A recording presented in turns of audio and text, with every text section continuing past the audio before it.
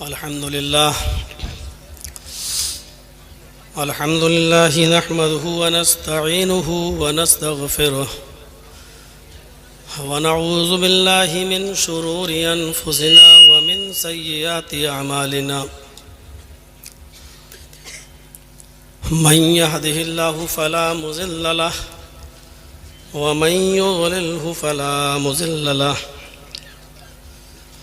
व मन युज़लिल फला हादिय लहु व अशहदु अल्ला इलाहा इल्लल्लाहु वहदहु ला शरीका लहु व अशहदु अन्न मुहम्मदन अब्दुहु व रसूलुहु अम्मा बाद फ़इन्न खैरल हदीस किताबुल्लाह व खैरल हदी हदी मुहम्मदिन सल्लल्लाहु अलैहि वसल्लम व शर्रिल उमूरि मुहदसातुहा व कुल्लु मुहदसतिन बिदअह व कुल्लु बिदअतिन ज़लालह व कुल्लु ज़लालतिन फिन्नार।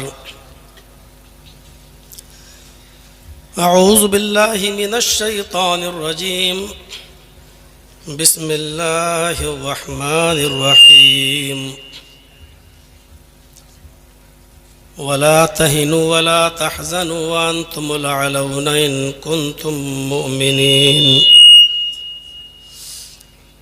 रब्बि इश्रह ली सदरी व यस्सिर ली अमरी वहलुल उक़दतम मिन लिसानी यफ़क़हू क़ौली। स्टेज पर तशरीफ़ फरमा मुअक्कर उलमाए किराम, ललमटिया नीमा और उसके अतराफ़ व अकनाफ़ से तशरीफ़ लाए हुए मुअज़्ज़ज़ सामीन हज़रात, आपको ये बखूबी इल्म है कि मैं कहाँ था और किस जगह से मैं निकला हूँ। 6 महीने के बाद ये मेरा पहला प्रोग्राम यहाँ हो रहा है। मैं बहुत थोड़ी सी देर आज आपके सामने रहूँगा, क्योंकि मुझे मालूम है कि 1 महीना 1.5 महीना रुकने के बाद जब मैं कोई पहली स्पीच देता हूँ तो 15 या 20 मिनट में मेरा गला बैठ जाता है।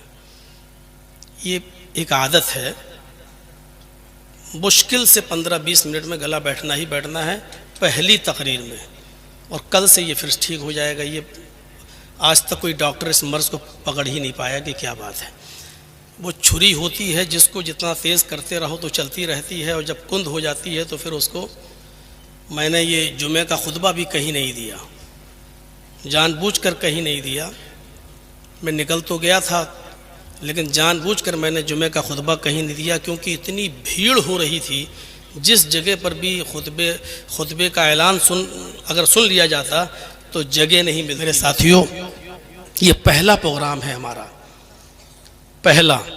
और इसके बाद फिर हमारे कर्नाटक के अहबाब बैठे, इनको मालूम ही है कि फिर हमें कर्नाटक भी जाना है। 19 तारीख को उधर भी प्रोग्राम है, और रमज़ान तक हम एहतियात बरत रहे हैं। कुछ फॉर्मेलिटी होती है हाई कोर्ट की जिसको पूरा करना पड़ता है, उसमें अभी हम लगे हुए हैं। तो मेरे भाइयों, बुरा मत मानिएगा, जितना वक्त होगा हम देंगे। हर किसी को टाइम नहीं भी दे पाएंगे, हर आदमी बुरा ना माने। पहली बात यह है कि हम सबसे पहले उनको तरजीह देंगे। हर आदमी तारीख़ लेने ना आए मेरे पास, सबसे पहले मैं उनको तरजीह दूंगा जो झारखंड और बिहार और बंगाल से बेचारे हमारे पास गए। ऐसे ऐसे लोग हमारे पास गए मिलने के लिए कि जिनके पास होटल में खाना खाने को बाहर निकल के पैसा नहीं है, लेकिन मेरे लिए बेचारे वो सेब और केला लेके गए। लौट के आ रहे हैं तो पता चला उनके पास 1 भी रुपया नहीं है। वो घर कैसे जाएंगे? 1 भी रुपया नहीं है उनका। हाँ आया वुजू बनाओ, अल्लाह ने कहा नमाज पढ़ो, हम नमाज पढ़ने के लिए खड़े हो गए। नमाज से पहले वुजू की शर्त है, अगर वुजू नहीं तो नमाज भी नहीं। अल्लाह ने कहा कि हम तुम्हें हुकूमत देंगे, तुम्हें बुलंदी देंगे, तुम्हें सरदारी देंगे, इज्जत देंगे, लेकिन मेरी शर्त है इन कुंतुम मोमिनीन, अगर तुम मोमिन हो। आज हमें इज्जत नहीं मिल रही है। दुनिया के किसी भी कोने में आप चले जाइए, मैं जिस माहौल में था उस माहौल में भी हिंदू मुस्लिम चलता था। उस माहौल में भी था कि आपको ऊंची आवाज में मस्जिद के अंदर नमाज पढ़ाने की इजाजत नहीं होगी। आपको 5 मिनट से ज्यादा जुमे का खुतबा देने की परमिशन नहीं होगी। कहीं पर भी किसी भी तबके में जाइए और किसी भी आप ब्रांच और शोबे में चले जाइए, मुसलमान बाइज्जत नहीं है। सुरिबत अलैहिमुज़्ज़िल्लतु वल मस्कना, सबसे ज्यादा जलील, सबसे ज्यादा रुस्वा, सबसे ज्यादा ख्वार आज के इस दौर में मुसलमान है। सिर्फ हिंदुस्तान के अंदर ही नहीं, किसी भी मुल्क में चले जाइए आप, यहां तक कि अपने पड़ोसी मुल्क पाकिस्तान का हाल देख लीजिए। कटोरा लेकर भीख मांगने पर मजबूर हो गई है वहां की आवाम। इकोनॉमी बिल्कुल ढह चुकी है उसकी, लाइट खत्म हो चुकी है उस मुल्क की, कर्ज में डूब चुका है आपका पड़ोसी मुल्क। जहां ईमान खत्म होगा, हम हिंदुस्तान के अंदर महफूज हैं, हमारी मस्जिदें महफूज हैं।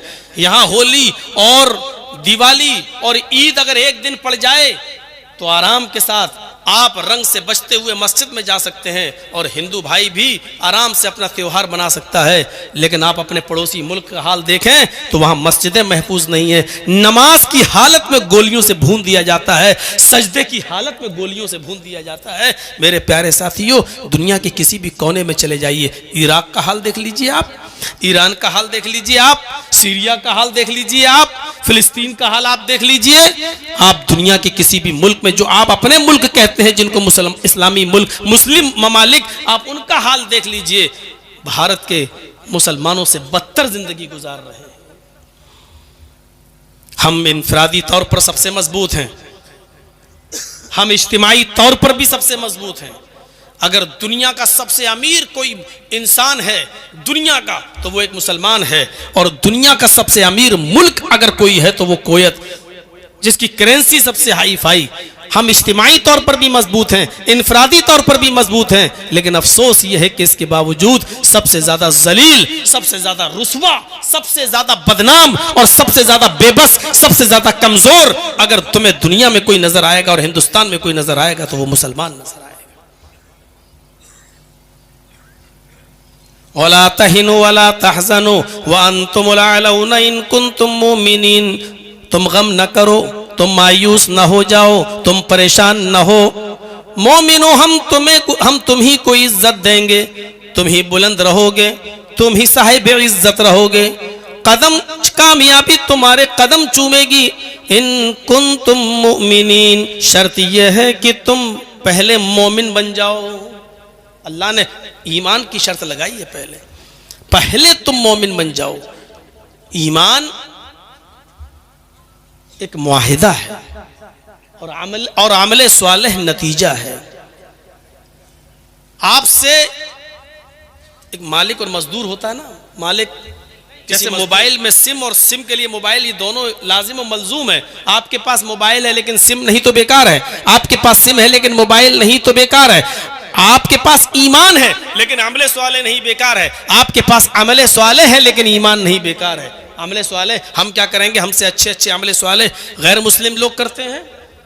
आप चले जाइए बम्बई के टाटा हॉस्पिटल में लाइन लगी होगी, गैर मुस्लिमों की मदद लेकर घूम रहे हैं। कैंसर मरीजों के लिए कोई एक ट्रक सेब ला रहा है, कोई एक ट्रक ऑरेंज ला रहा है, कोई 2 लाख 4 लाख रुपए का चेक लिए खड़ा है, लीजिए साहब आप गरीब हैं तो हमसे ले लीजिए। कोई खाना लेके आ रहा है, कोई पूरा व्हील चेयर मरीजों को दे रहा है अपने पास से, कोई मरीजों का पूरा इलाज का ठेका ले रहा है अपने पास से। कितना अच्छा काम कर रहे हैं ये लोग। अभी मई और जून की गर्मी में ट्रेनों में देखिएगा आप, जहां आपकी गाड़ी रुकेगी लोग ठंडा पानी लेकर आपकी बोतलों में भरना शुरू कर देंगे। कितना अच्छा काम कर रहे हैं प्यासों को पानी पिलाने का। अमले स्वाले तो है लेकिन उनके पास ईमान नहीं है, इसलिए बेकार। हमारे पास ईमान है लेकिन अमले स्वाले नहीं, बेकार। दोनों चीजें जरूरी हैं। सूरह असर पढ़िए, अल्लाह रब्बुल आलमीन ने कामयाब मोमिन की जो शर्त बताई है उसमें ये भी रखी है, वल असर, जमाने की कसम, इन्नल इंसान लफी खुस्र। रुए जमीन पर जितने भी इंसानों को तुम देख रहे हो सरतापा सब नुकसान के अंदर डूबे हुए हैं, सब नुकसान ही नुकसान में है। कौन लोग नुकसान में नहीं है उनको अलग कर दिया, मुस्तस्ना कर दिया। इल्लल्लज़ीना आमनू व अमिलुस्सालिहात, जो लोग ईमान लाए और जिन्होंने नेक अमल किए, जो ईमान लाए और जिन्होंने अमल स्वालिह किए, ये नुकसान के अंदर नहीं है। व तवासौ बिल हक़्क़ि व तवासौ बिस सब्र, ये दूसरी तरफ इल्लल्लज़ीना आमनू व अमिलुस्सालिहात, ईमान और अमल स्वालिह ये दोनों जरूरी है। ईमान एक मुआहिदा है, अमल स्वालिह उसका नतीजा है। अगर आपने अमल स्वालिह नहीं किए तो अल्लाह ने जो शर्तें रखी हैं जन्नत में जाने की, ये करो तो हम तुम्हें जन्नत में दाखिल कर देंगे जिसके नीचे दूध की नहरें बह रही होंगी, शहद की नहरें बह रही होंगी, ये तमाम चीजें अमल स्वालिह के नतीजे के अंदर हैं। ईमान और अमल स्वालिह दोनों चीजें हमारे अंदर होनी चाहिए। दोनों, ईमान से हमारा बुनियादी रिश्ता होना चाहिए। बुनियाद जितनी मजबूत होगी इमारत उतनी मजबूत होगी। आपने पतंग को देखा है, उड़ती है, और एक पतंग उड़ाने वाला डोर को ढील देता रहता है, पतंग ऊंचाई पर उड़ती है। आपने कभी गौर किया है कि वो पतंग आसमान की बुलंदियों पर कैसे टिकी हुई है? उसको कौन सी चीज रोके हुए है? वो पतंग ऊपर जा रही है, आप ढील देते जा रहे हैं डोर, और वो बढ़ती और ऊंचाई पे जाती चली जा रही है। उसको हवा में कौन सी चीज रोके है? उसको बुलंदी पर पहुंचाने वाली कौन सी चीज है? और कभी आपने फिर गौर किया होगा, थोड़ी देर के बाद उस पतंग के पास उड़ते हुए दूसरी पतंग आती है और दोनों पतंग में पेच लड़ते हैं और एक पतंग दूसरे पतंग की डोर को काट देती है। फिर आपने देखा होगा कि जो दूसरी पतंग कट के जमीन पर गिरती है, जिसकी डोर कट जाती है, वो पतंग हिचकोले खाते हुए, वो पतंग जंपिंग करते हुए, कोला मंडियां खाते हुए वो पतंग नीचे आती है। और फिर उसका अंजाम क्या होता है? जमीन पर खड़े चंद लड़के उस पतंग पर झपट पड़ते हैं और उसको नोच देते हैं, फाड़ देते हैं। वो पतंग जो अभी बुलंदी पर थी, वो पतंग जिसका भी हम कुछ नहीं कर पा रहे थे, वो पतंग जो अभी तक हमारी आंख का तारा बनी हुई थी, वो पतंग जिसको हम सर उठाकर इज्जत की नजरों से देख रहे थे, उसकी ऊंचाई और उसकी तरक्की पर फख्र कर रहे थे, लेकिन थोड़ी देर के बाद उस पतंग ने अपनी बुनियाद से, अपनी डोर से उस रिश्ते को खत्म किया, तो उसका अंजाम क्या हुआ? हिचकोले खाते हुए, कोला मंडियां खाते हुए वो पतंग नीचे की तरफ आई। क्यों? ये पतंग डोर से बंधी हुई है, ये मैसेज दे रही है, ये पैगाम दे रही है कि आए ईमान वालों, हम अपनी बुनियाद से जब तक जुड़े थे, बुलंदियों पर थे, हमारा रिश्ता अपनी बुनियाद से जब तक जुड़ा हुआ था, दुनिया की कोई ताकत मेरा कुछ नहीं कर पा रही थी। तुम नीचे देखकर हमें, हमारी तरफ देखकर अपनी आंखें ठंडी कर रहे थे और फख्र के साथ कह रहे थे ये पतंग कितनी ऊंचाई पर है, कितनी तरक्की की हुई है।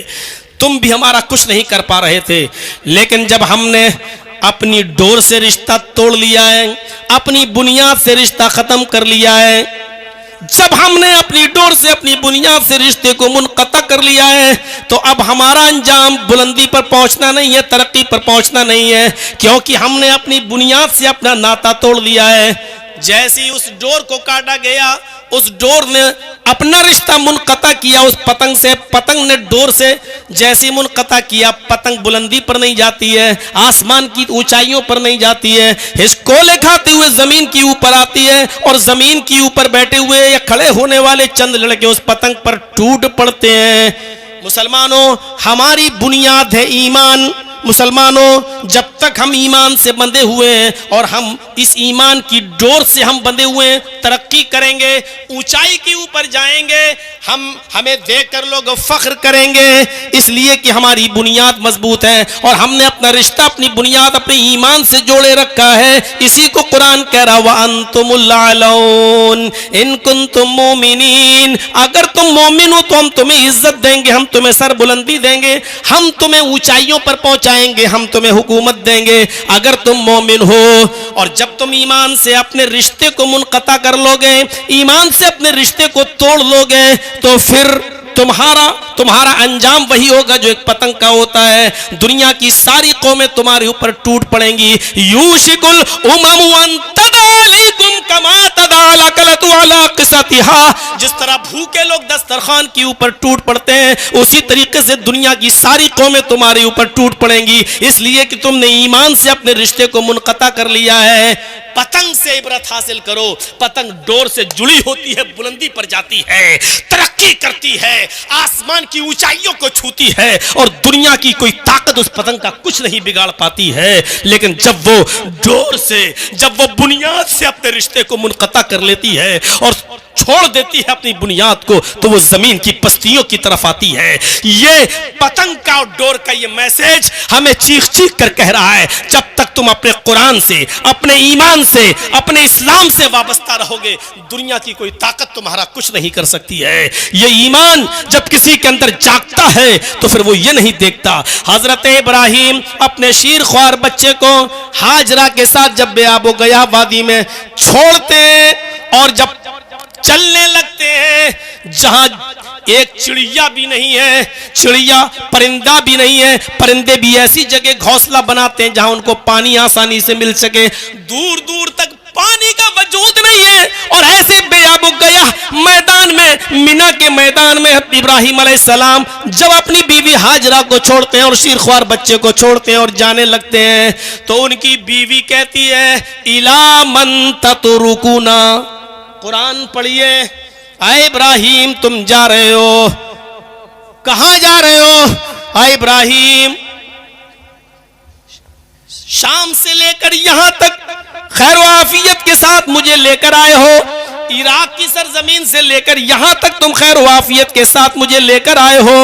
क्या आपने अपनी बीवी के अंदर हक़ रिफाकत में कोई कमी पाई है? क्या आपने मेरी खिदमत में कोई कमी पाई है? जवाब दिया नहीं। फिर तुम मुझे इस तन्हा मैदान में, इस अकेली वादी में मुझे छोड़ के कहां जा रहे हो? इब्राहिम ने कोई जवाब नहीं दिया। ये कौन सा ईमान था, ये कौन सा जज्बा था? शीरख्वार बच्चा जो अभी हाजरा का अपनी माँ का दूध पीता है, खाने पीने की कोई चीज मौजूद नहीं है, थोड़े से सत्तू है 2-3 दिन में खत्म हो जाएंगे, थोड़ा सा पानी है 2-3 दिन में खत्म हो जाएगा। आजकल की तरह ट्यूबलाइट का जमाना भी नहीं था, मरकरी का जमाना भी नहीं था। बेआबो गया वादी और उस वादी के अंदर छोड़ के जब जा रहे हैं और जब मुड़कर देखते ही नहीं है तो हाजरा ने पूछ ही लिया बज़बाने कुरान, इला मन ततरुकुना। आए इब्राहिम हमें किसके हवाले करके जा रहे हो? आए इब्राहिम हमें किसके पीछे, किसके हवाले करके जा रहे हो? किसके जिम्मे, किसके सुपुर्द छोड़ के जा रहे हो? इब्राहिम अलैहिस्सलाम पीछे मुड़कर नहीं देखते हैं, सीधे जाते जाते कहते इल्लल्लाह, आए मेरी बीवी हाजरा मैंने तुझे अल्लाह की सुपुर्द कर दिया है। ईमान देखिए, जज्बा देखिए। इला मन ततरुकुना, हमें किसके हवाले छोड़कर जा रहे हो? पीछे पलट कर नहीं देखते कि पीछे पलटूंगा बीवी का चेहरा दिखेगा, मोहब्बत जोश में आ जाएगी। पीछे पलट कर देखूंगा तो मेरा बेटा छोटा शीरख्वार बच्चा जो 99 साल दुआओं के बाद अल्लाह रब्बुल आलमीन ने मेरी फरियाद सुनी है, बहुत गिड़गिड़ाने के बाद रब्बे हबली मिनस सालिहीन का वजीफा पढ़ने के बाद अल्लाह रब्बुल आलमीन ने बुढ़ापे में मुझे सहारा दिया है। लाठी, एक बुढ़ापे में जैसे लाठी सहारा बनती है, उसी तरीके से मेरा बेटा मुझे सहारा बना कर दिया है। लेकिन आज उसी को छोड़ने का हुक्म हो रहा है। अगर वो शीरख्वार बच्चे पर नजर पड़ेगी तो उसकी मोहब्बत मेरे दिल में जोश मार जाएगी। नहीं, पीछे पलट कर देखते हैं, चले चले जा रहे हैं। जवाब क्या देते हैं? इल्लल्लाह, आए मेरी बीवी जब तूने पूछ ही लिया कि मुझे किसके सुपुर्द करके जा रहे हो, तो सुनो, इल्लल्लाह, अल्लाह के सुपुर्द करके जा रहा हूं, अल्लाह के सुपुर्द। जब बीवी ने अल्लाह का नाम सुना, ये रिश्ता होता है ईमान का, ये बुनियाद, ये डोर देखिए। जब सुना कि अल्लाह, मेरे शौहर ने अल्लाह का नाम लिया, तो कहती है इब्राहिम अब मुझे फिक्र नहीं है, अब मुझे चिंता नहीं है, अब मुझे दुख भी नहीं है और मुझे कोई शिकायत भी नहीं है। अब जा रहे हो तो जाओ, और जहां जा रहे हो जाओ जाओ। लन युज़िऊनल्लाहु अबदा, अब हमारा रब हमको ज़ाये नहीं करेगा, अब हमारा रब हमको बर्बाद नहीं करेगा। आपने मुझे ऐसी हस्ती के सुपुर्द कर दिया है, उस जात के सुपुर्द कर दिया है कि अब हमारा रब हमको कभी ज़ाये नहीं होने देगा, हमारा रब कभी हमको अब बर्बाद नहीं होने देगा। इब्राहिम अपने रास्ते चले गए, हाजरा वहीं रहीं। और जब बीवी और बच्चा आंखों से ओझल हो गया तब जाकर कहा रब्बी इन्नी अस्कन्तु मिन ज़ुर्रियती बिवादिन गैरि ज़ी ज़रअ इंदा बैतिकल मुहर्रम। ऐ अल्लाह, मैंने अपने फैमिली को, अपने बीवी बच्चों को, अपनी ज़ुर्रियत को, अपनी आलो औलाद को तेरे मोहतरम घर के पास मैंने छोड़ा है। ऐ अल्लाह, तू हमारे अहल की हिफाजत फरमाना। ज़रा गौर करो मेरे प्यारे साथियों, ये ईमान का जज्बा था। आज के इस दौर में गौर कीजिए, कोई अकेले, और वो भी बियाबान जंगल में, और वो भी शौहर कोई सही रीजन नहीं बता रहा और चला चला जा रहा है। सोचिए, तसव्वुर कीजिए, एक औरत कह सकती है आपकी अपनी बीवी आपके साथ यहां से अकेले भागलपुर तक नहीं जा सकती, आपके साथ जा सकती है, अकेले नहीं जा सकती हो। जरा तसव्वुर कीजिए, उस बियाबान जंगल में हजरत हाजरा अकेले रही। सत्तू खत्म, पानी खत्म, दौड़ती है सफा से मरवा, मरवा से सफा। पहले ये कोशिश बतला रही है कि नहीं, तकदीर पे भरोसा करो, लेकिन तकदीर पे भरोसा करके हाथ पे हाथ धरकर मत बैठे रहो। पहले हाजरा दौड़ी सफा से मरवा, मरवा से सफा, 7 चक्कर लगाए, और जब थक गई बच्चे के पास आकर बैठ गई, दुआ की अल्लाह एक औरत जात जितना दौड़ सकती थी दौड़ चुकी, अब तू हमारी मदद फरमा, मेरा शौहर इब्राहिम मुझे तेरे सुपुर्द करके गया है, अल्लाह मेरा बच्चा भूखा मर जाएगा, अल्लाह यही इब्राहिम की विरासत है जो तेरे दीन को बाकी रखेगी, जो तूने दीन नाजिल किया है उसकी हिफाजत करेगी और उसको आगे बढ़ाएगी। गौर कीजिए मेरे प्यारे साथियों, तब अल्लाह रब्बुल आलमीन ने जमजम का चश्मा जारी किया और अल्लाह ने उसको भी एक निशानी बना दिया। कहने वालों कि इस्लाम ने औरतों का मजाक उड़ाया है, इस्लाम ने औरतों को घर की 4 दीवारी के अंदर कैद कर दिया है, इस्लाम ने औरतों को हिजाब के अंदर कैद कर दिया है, और इस बात को आज की पालतू मीडिया ने जितना उछाला है, जितना बदनाम किया है, इतना तो किसी गवर्नमेंट ने भी और किसी सरकार ने भी बदनाम नहीं किया है जितना इस मीडिया ने।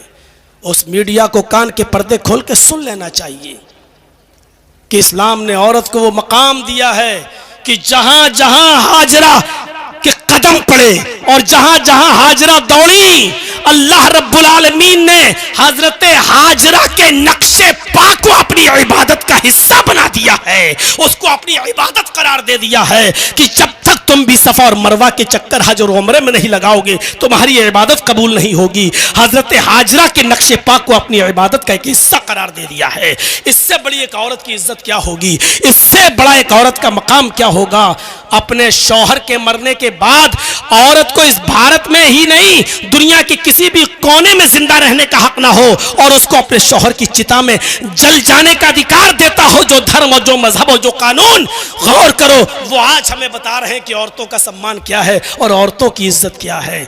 मेरे भाइयों, ये इस्लाम है जो औरतों का की इज्जत और सम्मान बताता है। वही मोहम्मद रसूलुल्लाह है जो खौला बिनते सालबा को अपने घर की 4 दीवारी से निकाल कर कह रहे हैं, अरे खौला, तेरे लिए मेरे पास अब कोई रास्ता नहीं है, तू अपने शौहर के ऊपर हराम हो चुकी है। और वही खौला जब मस्जिद नबवी में जाती है, 2 रकात नमाज पढ़ती है, अपने दोनों हाथों को आसमान की तरफ उठाकर कहती है, अल्लाह मेरे और मेरे शौहर के दरमियान कोई रास्ता निकाल। तो अल्लाह रब्बुल आलमीन ने इस औरत की निदा को 7वें आसमान की बुलंदी से सुना और अपने नबी पर जिब्राइल को भेजकर ये हुक्म नाजिल फरमा दिया, क़द समी अल्लाहु क़ौलन लती तुजादिलुका फ़ी ज़ौजिहा व तश्तकी इलल्लाह। अल्लाह ने उस औरत की गुफ्तगू को सुन लिया जो आपसे अपने शौहर के बारे में फरियाद कर रही थी, वह तश्तकी इलल्लाह, और अल्लाह से भी फरियाद कर रही थी। अल्लाह ने उसकी फरियाद को सुन लिया।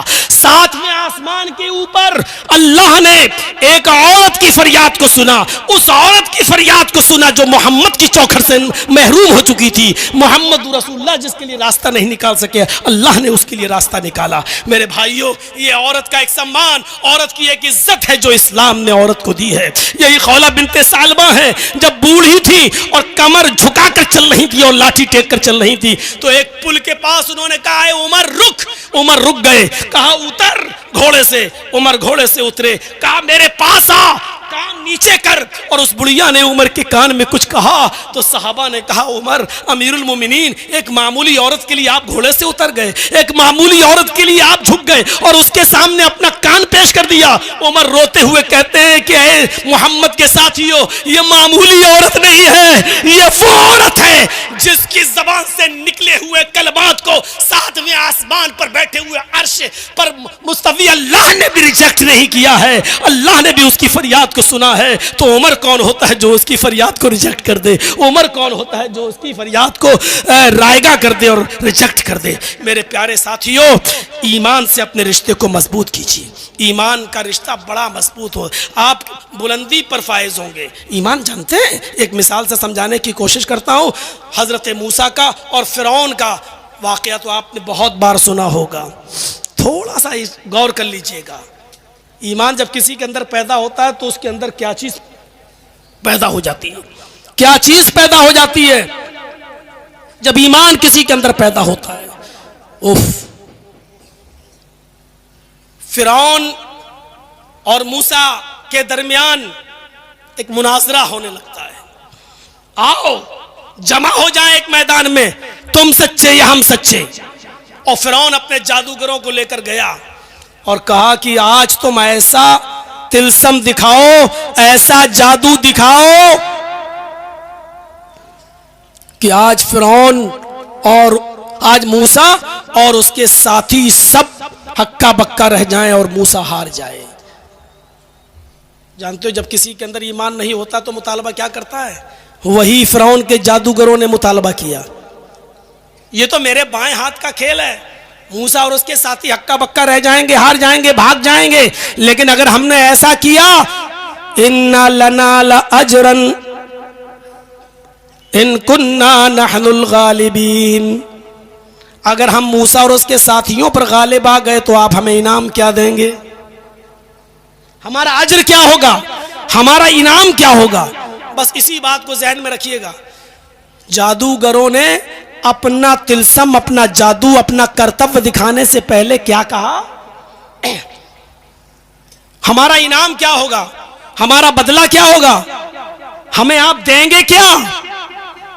तो फिरौन ने उसके जवाब में क्या कहा? यही चीज फेंकी जाती है और लोगों के ईमान खरीद लिए जाते हैं और बिक जाते हैं। क्या कहा?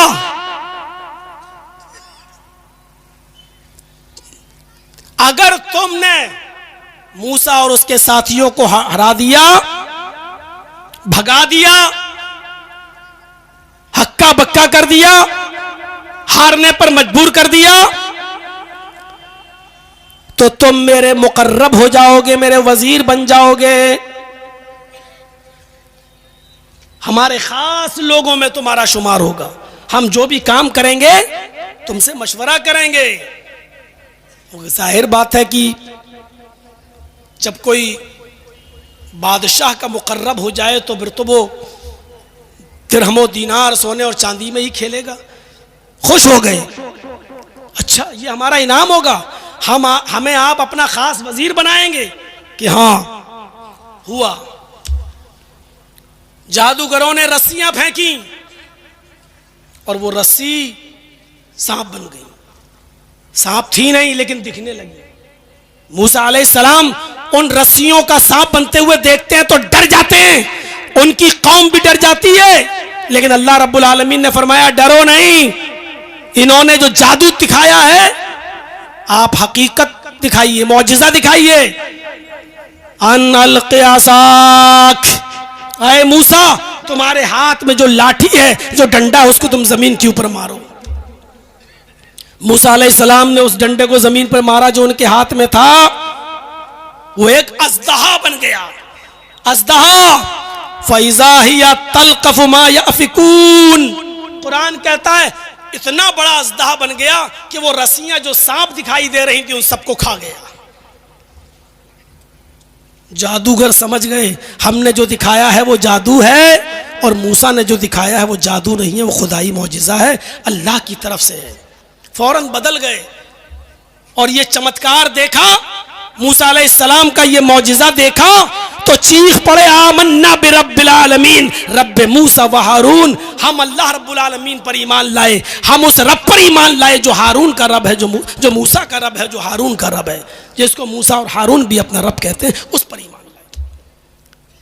अब चीज समझ लीजिएगा, फिरौन ने कहा अच्छा बदल गए, हमने इजाजत भी नहीं दी और तुम ईमान ले आए, जिस चीज को हम खत्म करना चाहते थे उसी चीज पर तुम ईमान लाए, जिनको हमने हराने के लिए यहां बुलाया था तुम उन्हीं के ऊपर और उनके रब के ऊपर ईमान ले आए। इन हाज़ा लमकरुन, ये तो साजिश है, पहले से प्लानिंग है, तुमने इस दारुस सल्तनत के अंदर एक पहले से प्लानिंग कर रखी थी, बहुत जल्दी इसके अंजाम को जान लोगे। और फिरौन ने फिर सजा सुनाई, ला उक़त्तिअन्ना अयदियकुम व अर्जुलकुम मिन खिलाफ, अब तुम्हारी सजा यह है कि हम तुम्हारे हाथ काटेंगे और पैर काटेंगे मुख्तलिफ सिमतों से, मुखालिफ सिमतों से। अगर दाहिना हाथ काटेंगे तो बायां पैर, और बायां हाथ काटेंगे तो दायां पैर। सिर्फ ये हाथ पैर काट के छोड़ नहीं देंगे, नहीं छोड़ेंगे नहीं, तुम लउसल्लिबन्नकुम अजमईन, सूली पर चढ़ा देंगे। उसके बाद कितनी दर्दनाक सजा, कितनी दर्दनाक सजा। जब आदमी सजा को सुनता है तो बड़े बड़े लोगों के गुर्दे उस वक्त पानी हो जाते हैं। और इसकी जीती जागती तस्वीर हम भी हैं। जब कटघरे के अंदर हमको 10 साल की सजा सुनाई गई तो थोड़ी देर के लिए हम भी भौचक्का रह गए हैं, ये क्या हुआ। और जब अंदर गए तो सबसे कम सजा मेरी ही थी। जब मैंने और लोगों से पूछा भाई तुम कब से हो, बड़ी आसानी से कहता अभी तो मौलाना मुझे 13 ही साल हुए हैं। एक से पूछा, कहता कि 22 हो चुके, 23वीं में लगा हुआ हूं। बोला तुम्हें कितनी सजा हुई, मैंने कहा 10 साल। बोला भाग, हंसते हुए काट लेगा तू क्या टेंशन लेता है। इस तरीके की बात है, गौर कीजिए। तो वहां जाके हिम्मत बढ़ी है? हम तो सोच रहे थे 10 साल बहुत ज्यादा, वो कह रहा मैं 13 साल से हूं, वो कह रहा है कि मैं 17 साल से हूं, वो कह रहा मैं 22 साल से हूं। मेरे तो होश उड़ गए और वो हंस रहे हैं। कत्ल करके आए, मर्डर में आए, जिसमें आए, हमें जेल में आज तक कोई ऐसा आदमी नहीं मिला जिसने ये कहा हो कि मैं हकीकत में कत्ल करके आया हूं। 1800 बंदी थे मेरे साथ, किसी एक ने भी ये नहीं कहा कि मैंने हकीकत में कत्ल किया है। सब कह रहे हैं मुझे फंसाया गया, मुझे फंसाया गया। जब आपस में बातें होती थी, बातें सुनता था, कुछ लोगों को तो लगता था वाकई में इनके साथ तो साजिश हुई। एक ऐसा आदमी बेचारा अंधा हमारा दोस्त बन गया, हमारे साथ चाय वाय पीता था, दोनों आंखों से अंधा। उसको लोग सहारा दे के उठाते थे, लेटरीन में लेके जाते थे, लेटरीन से उसको निकालते थे। मैंने उससे पूछा ये कितने साल से है, कहा इसको 7वां साल चल रहा है। मैंने कहा ये किस में आया, कहा कत्ल में। बताइए कत्ल किया होगा। अब समझ में आया कि कानून की आंख में पट्टी क्यों बंधी होती है। ये कत्ल में, कत्ल करके भाग भी नहीं पाया होगा। जिस आदमी को लेटरीन में ले जाने के लिए एक आदमी लगा हो, उससे निकालने के लिए एक आदमी लगा हो, उसको भंडारे से खाना लेने के लिए एक आदमी लगा हो, वो आदमी किस में आया, कत्ल के जुर्म में। अंधा भी उसको देखकर कह देगा, थोड़ी सी अकल रखने वाला भी ये बेचारा फंसाया गया है। इतना साफ सुथरा आदमी भी बेचारा जेल की सलाखों में है और वहां का जेलर कह रहा है हम तो सिर्फ कानून को मानते हैं साहब, इसका वारंट आया हमने रख लिया, इसकी रिहाई का ऑर्डर ले आओ, हम 1 मिनट में छोड़ देंगे इसको, हम तो सिर्फ रक्षा करते हैं। गौर कीजिए, तस्लीम नहीं कर सकते आप। कितनी बड़ी सजा सुनाई, लाउक़त्तिअन्नक अयदियकुम वारजुलकुम, तुम्हारे हाथ कटवा दूंगा, तुम्हारे पैर। उलमा बैठे जानते, उक़त्तिअन्न कहा, टुकड़े टुकड़े कर दूंगा। तख्ती, टुकड़े टुकड़े करना। ये हाथ यहां से काटेंगे नहीं, इधर इधर इधर इधर इधर। दाहिना हाथ टुकड़े टुकड़े करेंगे तो बायां पैर, और बायां हाथ टुकड़े टुकड़े करेंगे तो दायां पैर। फिर क्या करेंगे, छोड़ेंगे नहीं। सुम्मा लउसल्लिबन्नकुम अजमईन, सूली पर लटका देंगे, फांसी पर चढ़ा देंगे, तुम सबको तख्तेदार पर लटका देंगे। और ये सजा सुनने के बाद जानते हो क्या कह रहे हैं वो जादूगर? अभी जो इनाम मांग रहे थे, अभी जो फिरौन से कह रहे थे अगर हमने मूसा और उसके साथियों को हरा दिया तो तुम मुझे क्या इनाम दोगे, जब इतनी बड़ी सजा सुनते हैं तो क्या कहते हैं? आए फिरौन, तुझे जो कुछ भी करना है कर, जो कुछ भी कर सकता है तू कर ले, तुझे इख्तियार है, हाथ कटवा, पैर कटवा, गर्दन कटवा या फांसी के तख्ते पे लटका, तुझे जो करना है, फक्जी मा अंत काजिन, जो कुछ भी करना है कर।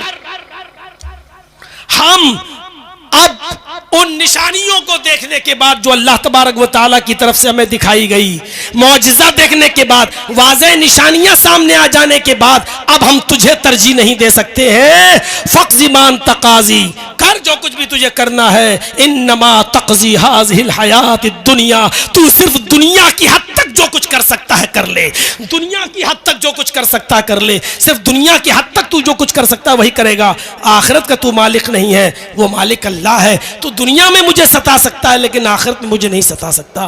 गौर करो, मैं बताना ये चाहता था कि जब किसी के अंदर ईमान पैदा होता है, जब ईमान की रूह उसके अंदर आती है तो फिर वो इतना मजबूत हो जाता है, जो अभी इनाम लेना चाह रहा था वो अब हाथ और पैर कटवाने के लिए तैयार हो गया, वो अब सूली पे लटकने के लिए तैयार हो गया। इसको कहते हैं ईमान। और इसीलिए अल्लाह ने कहा अगर तुम्हारे अंदर ये ईमान पैदा हो जाए तो हम तुम्हें इज्जत देंगे, हम तुम्हें बुलंदी देंगे, हम तुम्हें हुकूमत देंगे, हम तुम्हें कामयाबी से नवाजेंगे। शर्त यह है कि तुम अपने अंदर ईमान पैदा करो।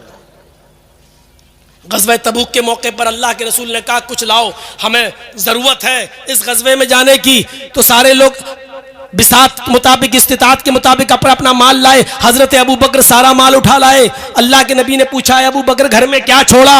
अबू बकर सिद्दीक ने छूटते ही जो जवाब दिया वो ईमान से भरा हुआ जवाब था। आए अल्लाह के रसूल आप पूछते घर में क्या छोड़ा, कितना माल छोड़ा? घर में तो हम सिर्फ अल्लाह और उसके रसूल की मोहब्बत को छोड़ के आए और कुछ नहीं। घर का सारा माल लेकर चले आए, सारा माल, कुछ नहीं छोड़ा। घर में छोड़ा तो अल्लाह और उसके रसूल की मोहब्बत को छोड़ा है। हजरत उमर फारूक अपने घर का आधा माल ले आए थे, आधा माल, लेकिन उमर फारूक का घर का आधा माल अबू बकर के घर के पूरे माल से ज्यादा था। हजरत उमर से पूछा तुम क्या लाए? कहा अल्लाह के रसूल घर का आधा माल लाया। अल्लाह ने कहा बरकत दे, अल्लाह तुम्हें बरकत दे। फरमाया अबू बकर तुम क्या लाए? कहा सब कुछ उठा लाए। घर में क्या छोड़ा? अल्लाह और उसके रसूल की मोहब्बत को छोड़ा है, कुछ नहीं छोड़ा। हजरत उमर उसी वक्त रोने लगे और रोते हुए कहते हैं कि आज समझ में आया अबू बकर मैं नेकियों में तुमसे कभी आगे नहीं बढ़ सकता, मैं सवाब के कामों में कभी तुमसे आगे नहीं बढ़ सकता, मैं कभी सबकत नहीं ले जा सकता तुमसे। मेरे भाइयों, ईमान का ऐसा जज्बा था कि सब कुछ लुटा दिया। यहाँ तो बेचारा एक मौलाना आता है और भीख सी मांगता है कि इस मदरसे के लिए इतना दे दो, उतना दो, अल्लाह तुम्हें बरकत दे, अल्लाह तुम्हारे कारोबार में बरकत दे। ऐसा लगता है कि बेचारा इस मदरसे के लिए आपके सामने रुकू कर रहा हो, आपके सामने सजदा कर रहा हो, आपके सामने गिड़गिड़ा रहा हो और आप 100-500 रुपए देकर उसके ऊपर बहुत बड़ा एहसान कर रहे हो। मेरे भाइयों, ऐसा महसूस होता है और ऐसा तसव्वुर, ऐसा दिमाग में आता है। जरा तसव्वुर कीजिए, यहाँ हजरत अबू बकर सारा माल ले आए तो उमर चीख पड़े कि आए अबू बकर मैं नेकियों में कभी तुमसे आगे नहीं बढ़ सकता। ईमान का जज्बा बहुत बड़ी चीज है। अल्लाह ने कहा वला तहिनु वला तहज़नु व अंतुमुल आलौन, गम करने की जरूरत नहीं, शर्त ही साहिब हुकूमत तुम रहोगे। शर्त क्या है? तुम अपने अंदर ईमान पैदा कर लो। अगर हिम्मत कर सकते हो तो करो और चलना है तो चलो मेरे साथ बनारस की जेल में। मैं आपको एक ऐसे आदमी से मिलवाता हूं जो स्विट्जरलैंड का रहने वाला है, जो आज से 8 साल पहले नेपाल के बॉर्डर पर, गौर कीजिए, उसकी गाड़ी क्रॉस कर रही थी, वो नेपाल में घूमते हुए इंडिया में आ रहा था, उसके पास इंडिया का भी वीजा था। चूंकि वो अपनी जबान से वाकिफ नहीं था, हिंदुस्तानी जबान नहीं जानता था, और उस गाड़ी के अंदर 10 किलो चर्स रखा हुआ था। जब गाड़ी इंडिया के बॉर्डर में आई तो पुलिस ने उस गाड़ी की चेकिंग की और उस गाड़ी के अंदर 10 किलो चर्स पकड़ा गया। चूंकि ये जबान से वाकिफ नहीं था, हिंदी जानता नहीं था, इसलिए सारे मुसाफिरों ने इसी का नाम लगा दिया और उसको पकड़कर महाराजगंज की जेल में ले जाया गया। उसको बंद कर दिया गया, अंडर कस्टडी ट्रायल चला और उसको 10 साल की सजा सुना दी गई। 4 साल वो महाराजगंज की जेल में रहा, उसके बाद वहां से ट्रांसफर करके बनारस की सेंट्रल जेल में भेज दिया गया। इत्तेफाक देखिए, अल्लाह को शायद ऐसे लोगों से मुझे मिलवाना था। नमाज की ड्यूटी जेलर ने हमको दे दी कि आप पढ़ाइए, उसमें भी फितना और फसाद चला। कुछ ऊंची टोपी वाले कहने लगे हम इनके पीछे नमाज नहीं पढ़ेंगे। जेलर ने कहा हम तुम्हारा मौलवी कहां से लेके आए, जो है वही पढ़ाएगा, पढ़ना हो पढ़ो, नहीं तो अपने कमरे में पढ़ो। बहुत कुछ होता है, बहरहाल वो सारी बातें यहाँ बताने की जरूरत नहीं। 4 साल से वो इस जेल में है, उसका साबिक़ा हमसे पढ़ा। इस 8 साल की मुद्दत में उसने पूरा कुरान पढ़ लिया। इस 8 साल की मुद्दत में उसने इंग्लिश में उसका ट्रांसलेट पढ़ा। इस 8 साल की मुद्दत में उसने हर जुमरात और सोमवार का रोजा रखना शुरू किया। वो आदमी इतना मजबूत ईमान वाला, मैंने हिंदुस्तान के अंदर, पूरे इंडिया के अंदर इतनी जगहों पर मैंने घूमा है, मैंने ऐसा मजबूत ईमान नहीं देखा। वो हमसे कहता था कि यार मौलाना है आप हैं? हमने जी क्या हुआ, तुम 3-4 महीने में घबरा रहे हो, यहां आना जरूरी था तुम्हारा है? मैंने कहा चुप। कहा नहीं, अल्लाह तुमको लेके आया, तुमको ये देखना था, तुमको यहां से सीखना था। हमने कहा मुझे मेरे जिस दुश्मन ने यहां तक पहुंचाया है उसको भी यहां आकर पता चलना चाहिए कि बीवी बच्चों से दूर रहने का अंजाम क्या होता है और क्या महसूस होता। नहीं, तुम ऐसा नहीं करेगा, माफ कर दे उसको, माफ कर दे। मैंने कहा कि तुम्हें जिस पुलिस वाले ने अंदर डाला तो माफ करोगे? 8 साल से पड़े हो। कहता हम तो पहले ही दिन माफ कर दिया, हम पहले ही दिन माफ कर दिया। हमने ऐसा मजबूत ईमान वाला नहीं देखा। जब मुझे बेल की खुशखबरी मिली, जब मैंने फ़ोन किया, वहाँ से 2 नंबर पे फ़ोन कर सकते थे। अब जब से अखिलेश की सरकार आई थी तो उसने 2 नंबर चालू करवा दिए थे कि कैदी जो है बंदी 2 नंबर पे बात कर सकता है 5 मिनट। तो जब मैंने अपने वकील से बात की तो उसने कहा मुबारक हो आपकी बेल हो गई। तो सबसे पहले मैंने उसी को बताया जुमे के दिन कि मेरी बेल हो गई। उसने कहा क्यों बताता है, क्यों बोलता है, हमको भी मत बताओ। क्यों? अरे जेल में नज़र लग जाता है। अपनी भाषा में बोल रहा है, उर्दू सीखा, हिंदी सीखा। मैंने कहा यार इस आदमी से मैं मिलने जरूर आऊंगा। मैं शनिचर को जेल से रिहा हुआ और जुमा मैंने कहीं नहीं पढ़ाया जानबूझकर, क्योंकि जहां पढ़ाता वहां भीड़ हम संभाल नहीं पाते। इतनी भीड़ आ रही थी कि फिर मैंने सोचा मीडिया ना आ जाए, तो मैं मुसाफिर था। जुमे के दिन हम जेल ही में चले गए। जो हमारे दोस्त बन चुके थे, जो खाना वाना बनाते थे हमारा, जो बेचारे कपड़े अपड़े भी धुल देते थे, हमारे पीछे नमाज भी पढ़ते थे, हमने उनसे मुलाकात करना बेहतर समझा कि बेचारों की कुछ मदद कर दी जाए। अब हम बाहर हैं, उनसे हम मिलने चले गए तो उस आदमी से भी मिले। इतना खुश हुआ मेरे भाइयों। आज भी स्विट्जरलैंड का रहने वाला वो आदमी, और 8 साल की सजा अभी तक काट चुका है फर्जी केस के अंदर, फर्जी केस के अंदर बेचारा। लेकिन ईमान उसका इतना मजबूत है कि आज भी वही कहता है कि मेरा यहां आना जरूरी था, तुम्हारा भी आना जरूरी था। जितना दाना पानी लिखा था वो तुम्हें मिलेगा। यहां से जो सीख के जा रहे हो वह लोगों को बताओ कि क्या होता है, और यहां बंदियों की, कैदियों की के लिए कुछ करो। मेरे प्यारे साथियों, मौलाना अबुल कलाम आज़ाद की ज़िंदगी से सबक हासिल कीजिए। अल्लामा इब्न तैमिया ने जेल की सलाखों में रहकर 35 जिल्दों में फतावा इब्न तैमिया जेल के अंदर ही लिख डाली है मेरे भाइयों। और बनारस की जेल के अंदर एक लाइब्रेरी थी, उर्दू लाइब्रेरी, जिसमें मुझे 9 बजे से लेकर 10 बजे तक मुझे बिठा दिया गया था। मैं लोगों को किताबें निकाल के देता था। और मैं आपको बताता हूं, अल्हम्दुलिल्लाह, अल्हम्दुलिल्लाह, भरे मजमे में ये बात कह रहा हूं कि बनारस की जेल के अंदर जो लाइब्रेरी मैंने देखी है, टोटल उस लाइब्रेरी के अंदर अहले हदीस की किताबें रखी हुई हैं। कहां से आई, किसने दी, मैंने बहुत पता लगाने की कोशिश की, लेकिन मैं मायूस रहा, नहीं पता चल सका। पूरी लाइब्रेरी में उर्दू की किताबें रखी हुई हैं, पढ़िए। सफीउर रहमान साहब मुबारकपुरी की, एहसान इलाही ज़हीर की, फजल इलाही साहब की, ये सारी किताबें भरी पड़ी हुई हैं। लोग माशाल्लाह पढ़ भी रहे हैं। अगर किसी के बीवी बच्चे ना हो तो जेल से ज्यादा सुकून की जगह तो कोई है ही नहीं। अगर बीवी बच्चे ना हो तो, और बीवी बच्चे हो तो सबसे बड़ी सज़ा वही है, क्योंकि काट दिया जाता है, उनसे काट दिया जाता है। आपको बीए करना हो तो वहाँ करो, एमए करना हो तो वहाँ करो, स्कूल वहाँ खुले हुए हैं, खेलना हो तो मैच है, वॉलीबॉल खेलो, क्रिकेट खेलो, काम करना है तो काम करो, आपको उसका पैसा मिलेगा। काम नहीं करना चाहो तो कोई बात नहीं, आपको पैसा नहीं मिलेगा। आप एक दिन भी अगर आपने खाना नहीं लिया तो ज़बरदस्ती आपको खाना खिलाया जाएगा। मेरा वज़न जब आधा किलो घट गया, जब गया तो वज़न किया, 3 महीने के बाद वज़न किया तो आधा किलो घट गया। जेलर आया कि क्यों खाना नहीं मिल रहा है, बेचारा आधा किलो दूध लगा गया मेरा, खाओ, बाहर निकलोगे तो अरे हमें कोर्ट को जवाब देना पड़ता है। अब बताइए कि इसको कौन समझेगा, कोई इसको जेल समझेगा? लेकिन हाँ, घर वालों से काट दिया जाए, ये सबसे बड़ी सज़ा है। आप लोगों की दुआओं ने मुझे बाहर निकाला है, मुझे अपने अहल वयाल से मिलवाया है, और लोगों ने खाने काबा में भी हमारे लिए दुआएं की हैं। हमें उन सब का शुक्रगुजार हूँ, अपनी जमयत का, जमात का।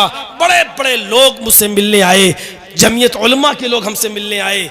डॉक्टर नोहरा शेख जो हैदराबाद की हैं, उन्होंने 3 वकील अपने सुप्रीम कोर्ट के हमारे पास भेजा और कहा कि सिर्फ दस्तखत कर दीजिए, 1 लाख से लेकर 50 लाख तक का खर्चा मैं आपका उठाऊंगी, कुछ नहीं। लेकिन मैंने सोचा इतना बड़ा मामला नहीं है मेरा, मैंने कहा नहीं, फिर देखा जाएगा जब ज़रूरत पड़ेगी। अल्लाह रब्बुल आलमीन से मैं दुआ करता हूँ इन तमाम लोगों का, जो लोग हमारे साथ, हमारे दुख दर्द में साथ रहे, हमसे मिलने आए, उन्होंने हमारे हौसले बढ़ाए।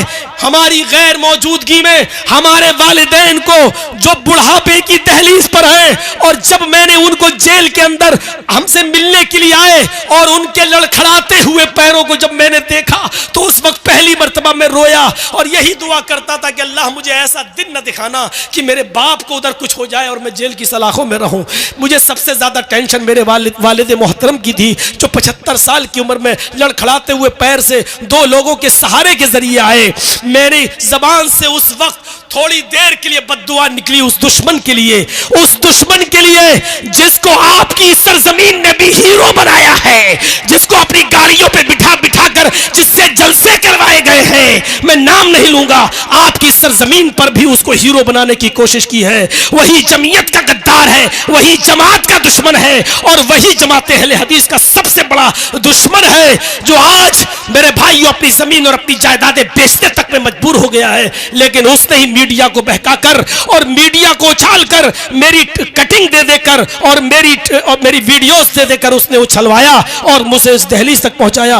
पहली मर्तबा मेरी जबान से उसके लिए बद्दुआया जुमला निकला था। मेरे भाइयों, ये जायज था या नाजायज ये मैं तन्हाई में सोचूंगा, लेकिन मेरे भाइयों, हमने अपने बूढ़े माँ बाप के उन कदमों को लड़खड़ाते हुए देखा तो बड़े से बड़ा गुर्दा वाला आदमी भी मेरे भाइयों इंसान था, मैं इंसान था, मेरी जबान से भी वो जुमले निकले। ये अशरफ बेचारा, ये जो आपका यूट्यूब चैनल वाला, हर 15-20 दिन के बाद मेरे पास आता रहा, मेरे बीवी बच्चों से खैर खबर लेता रहा। एक आदमी तो ऐसा मेरे घर पे आया जिसने मेरे बच्चे को बुलाया, मैं नहीं जानता हूं वो कौन है, अल्लाह उसको जज़ाए खैर दे, जिसने मेरे बच्चे से पूछा कि बेटा तुम कौन से स्कूल में पढ़ते हो, क्या तुम्हारा दूसरा भाई भी वहीं पढ़ता है, तुम बस से जाते हो? वो बेचारा स्कूल का एड्रेस लेकर गया और जाने के बाद वहां की मैडम से मिला और कहता है कि कब से फीस जमा नहीं हुई। उन्होंने कहा 4 महीने से। कहा कि पूरे साल की फीस कितनी हुई है? उन्होंने बताया 4.5 लाख रुपया फीस बनती है, बस की भी और दोनों बच्चों की पढ़ाई लिखाई की। उसने 4.5 लाख रुपए पूरे साल की फीस जमा कर दी और उसकी रसीद लाकर मेरे बच्चे को दे दिया कि जाओ अपनी अम्मी को दे देना। मेरा बेटा उसका मोबाइल नंबर पूछता रहा, उसका फोन नंबर जानने की कोशिश करता रहा, लेकिन उसने कुछ नहीं बताया और कहा जाकर कह देना कि बस हमने अल्लाह के लिए काम किया है, और वो चला गया।